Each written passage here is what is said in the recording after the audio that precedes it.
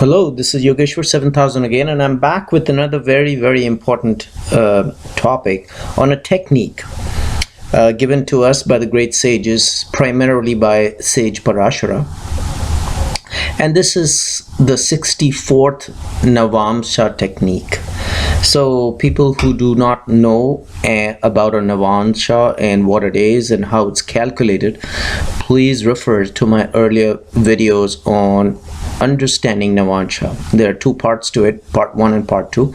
So I'll recommend go ahead and read that so that you know what a Navamsha is. Navamsha is basically a division of a Rashi or a zodiac sign into 9 equal parts. That is the Navamsha, and a Navamsha chart is created to look at or to understand various aspects. Primarily the aspect associated with the Navamsha is partnerships and marriage partnerships in specific. So we are not going to get into that. Please refer to that video on Navamsha for that. But today we'll be talking about a technique on 64th Navamsha given to us by Sage Parashara. So according to Sage Parashara, the 64th Navamsha in a birth chart is not a very auspicious Navamsha. That's point number 1. And the 64th Navamsha's Lord is called Karesh, and Karesh is also not very auspicious. Actually, it's, as a matter of fact, it is inauspicious. So first, the 64th Navamsha is not auspicious, and the Lord of the 64th Navamsha, which is called Karesh, is inauspicious as well. And how do we calculate the 64th Navamsha? He's talking about the 64th Navamsha from the Lagna. And some astrological texts also talk about calculating the 64th Navamsha from the moon as well. And a lot of research, and there are a lot of contradictions and discussions on between various astrologers rather as to which one would be more accurate. Some astrologers feel that the 64th Navamsha from Lagna is inauspicious and its lord is Karesh, and some astrologers feel that the 64th Navamsha from moon is inauspicious and its lord is Karesh. So like I said, we're not going to get into this discussion, but both have to be taken into consideration. If you're looking at a chart, look at both the points, both from the ascendant and from the moon. Now when we talk about 64th Navamsha, it could confuse you, so I'm trying to explain you that each Navamsha is a distance of 3 degrees and 20 minutes, because if you multiply 3 degrees and 20 minutes times 9, it comes to 30 degrees. So when you divide a Rashi or a zodiac sign into 9 parts, you come up to 3 degrees and 20 minutes. So what you do is you calculate, you find out first what is the degree of the ascendant at the time of the birth, and start and what Navamsha it is placed, and consider that as the first Navamsha, and the 64th from it, meaning which, if you were born on a certain degree and it falls into a certain Navamsha, means that 9th division in that birth chart, in that ascendant rather, calculate the 64th from it, considering the first Navamsha as the first. So the first, second, third, so keep going 3 degrees and 20 minutes, 3 degrees and 20 minutes, 3 degrees and 20 minutes, until you reach the 64th one. And this 64th Navamsha is going to be inauspicious as per the great sage Parashara, and also its lord, which is Karesh, is going to be inauspicious. So please remember that. Also, the 22nd Dreshkana from the Lagna is also Karesh. It comes to the same point, as a matter of fact. And what is Dreshkana? It's the D3, meaning which a zodiac sign is divided into 3 equal parts. So each Dreshkana is 10 degrees each. So if you calculate what Dreshkana you were born in from the Lagna, means if you divide it into 3 parts and see what Dreshkana you are in, consider the first Dreshkana as where you were born, means what your degrees of the ascendant were at that point, 1, 2, and keep calculating, keep going forward 10 degrees each until you reach the 22nd Dreshkana. That will be the same point as the 64th Navamsha, meaning which the zodiac sign which is representative of the 64th Navamsha and the 22nd Dreshkana is going to be same. And the lord of either the 64th Navamsha or the 22nd Dreshkana is going to be the same, which is Karesh, which is extremely inauspicious as per Sage Parashara. Now here we are making a calculation based on the ascendant. Okay, and normally an easy way of calculating this is, if we consider the degrees, just take the degrees of the ascendant and see how much is 210 degrees from it. So if you calculate the 60, if we want to go to the 64th Navamsha, so 210 degrees from the degrees of your Lagna is going to take you to the 64th Navamsha. So say for example you were born at 14 degrees of an ascendant, any ascendant, so add 14 degrees to 210 degrees and you're going to reach that point of the 64th Navamsha. Okay, now how do you calculate the Navamsha is given in detail in my earlier video on Navamsha, but also just briefly trying to explain you that for movable signs, which is Aries, Cancer, Libra and Capricorn, the first Navamsha will be the same sign, meaning which if you're considering dividing a Rashi or a zodiac sign into 9 parts, for Aries, Cancer, Libra and Capricorn, you will divide it, meaning which it will start from Aries itself.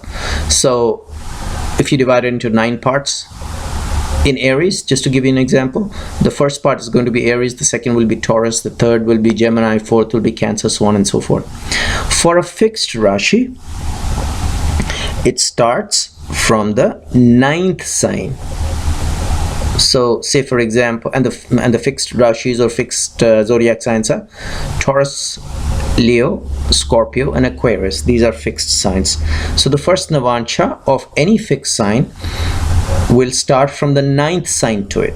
So for example, if it is, you're considering Taurus, and how do you divide it into 9 parts? The first part will be Capricorn, and the second part will be Aquarius, the third part will be Pisces, so on and so forth. And for dual Rashis or dual zodiac sign, the rule is that the first Navamsha, if you divide it into 9 parts, the first Navamsha will be that of the 5th sign. So for example, if you are considering Gemini, which is a dual sign, go 5th from it, jump from 5th from it, that will be the first part out of the 9 parts. So the 5th from Gemini will be Libra, so you'll consider the first Navamsha or the first division of the 9 parts starting from Libra, and then will be Scorpio, and then will be Sagittarius, so on and so forth. So that is the basic rule, how we consider and how we divide the Navamshas and how we determine what Navamsha it's going to fall in. So going back to the 210 degrees from the ascendant, if you calculate if you actually know the degrees of the ascendant when you were born in, you add 210 degrees to it and see what zodiac sign it is falling in, and say if it's falling in a movable sign like Aries, Cancer, Libra and Capricorn, no problem. Just divide the Navamshas based on, if it's Aries, just divide it, start from Aries, Taurus, Gemini, so on and so forth, and see where that part, the degrees, added degrees, meaning which the degree of the ascendant plus 210 degrees is falling. If it's a fixed zodiac sign, then calculate the ninth sign from it to divide that particular zodiac sign. And if it is a mixed zodiac sign, calculate the fifth sign when you divide the 9 parts. Normally it'll fall in the 8th house. So that is the rule, how to find out what the 64th Navamsha is. And then of course, once you know the 64th Navamsha, you will know what the lord of the 64th Navamsha is, because it's the Navamsha is also represented through the 12 zodiac signs. And then you know the lord of the zodiac sign, and you know that is Karesh, which is inauspicious in a birth chart. As per Sage Parasharath, Karesh is going to give you an indication of how the death of a person will happen. Of course, there are other techniques of finding out how the death of a person will happen, but generally, you know, death is a major indicator as far as inauspiciousness is concerned, and Karesh is a very important indicator of how the death is going to be happening to that person whose chart we are studying. So understand, 64th Navamsha, lord of the 64th Navamsha is Karesh, and the 64th Navamsha itself is inauspicious. Now, another easy way of calculating the 64th Navamsha is you look at what Navamsha your ascendant is falling in. Say for example, it is the 4th Navamsha. So the 8th house in the Rashi chart is also going to be the 4th Navamsha of the 8th house.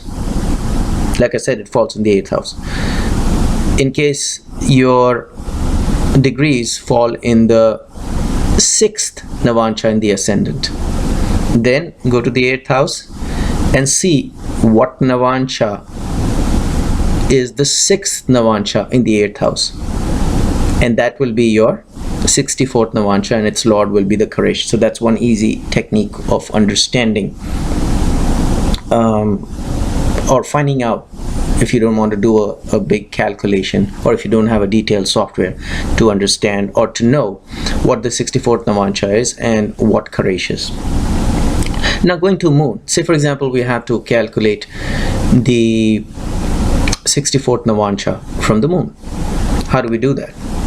Well, again, find out what degrees the moon is placed in a birth chart, add 210 degrees to it, and wherever that degree falls,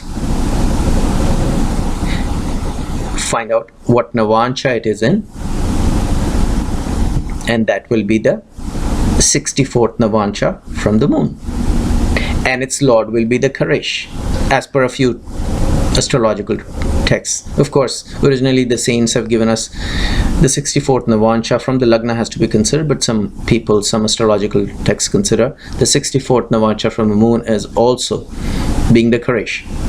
So same thing, find out where the moon is placed, find out the degrees, add 210 degrees to it. It'll be the 8th house from where moon is placed. See what Navamsha it is in.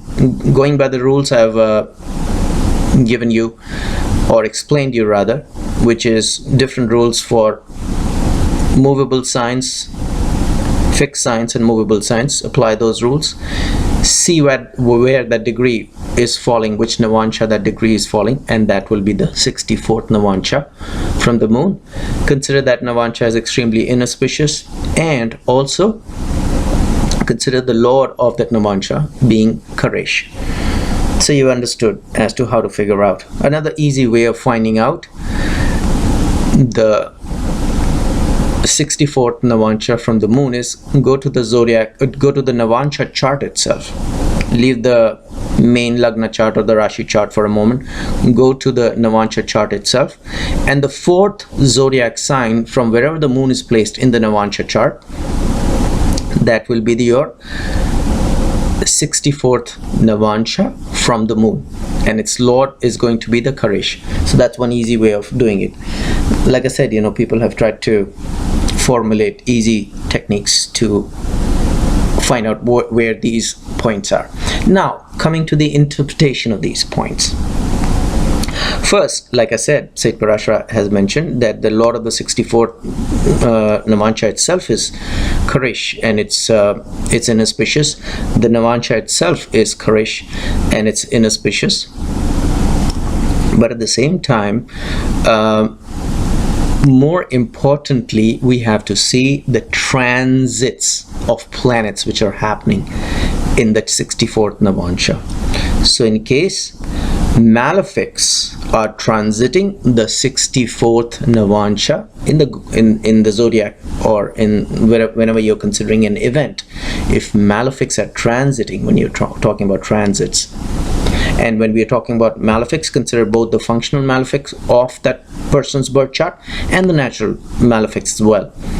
So inauspicious effects are going to happen. Sometimes auspicious effects can also happen when planets transit the 64th Navamsha, either from the Lagna or the moon, when they are not natural malefics or functional malefics for that person. So sometimes good events can also happen, as per the research given by or done by several astrologers. But these are points where important events will happen, and most certainly, most definitely, when there are transits of either functional malefics or natural malefics in the 64th Navamsha, either from the Lagna or the moon, then inauspicious results are bound to happen. Also, just don't look at the transits whenever you look at don't just look at the transits in the 64th Navamsha itself. Look at, in the transits, what kind of planets are aspecting the 64th Navamsha in a transit.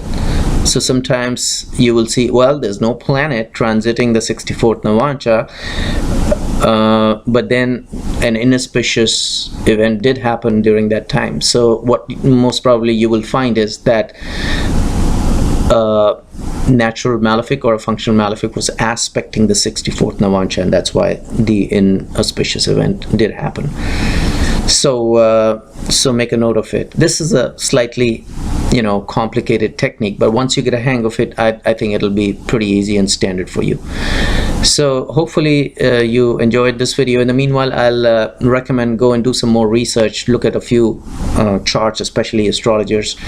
Look at where the 64th Navamsha is placed, both from the Lagna and from the moon. Look at important events happening whenever malefics are either transiting or aspecting during their transits. And in general, also look at Karesh. I'll recommend that also. Look at Karesh.